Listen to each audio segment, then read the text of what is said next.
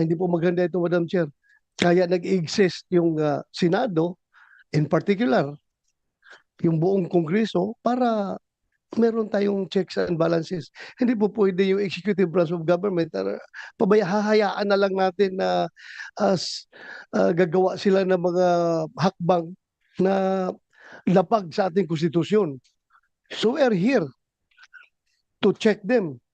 So kung hindi sila magpapacheck, isnab sila ng isnab sa atin, then magkakaroon tayo ng constitutional crisis dito, Madam Chair.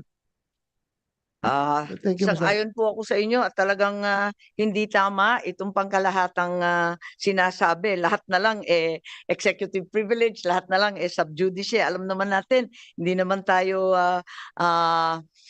lihis at alam naman natin na napaklaro ng Nery versus Senate, yung Ermita case, kaliwaliwanag na kinakailangan na talagang malapit sa Pangulo, ang impormasyon hindi makukuha sa iba, hindi naman ito magiging panganib para sa lipunan, kaya't paano po ito naging executive privilege? Alam na po natin yan at hindi naman tayo nakikialam dun sa bagay-bagay na sinaloob ng mga kaso at asunto sa Korte Suprema.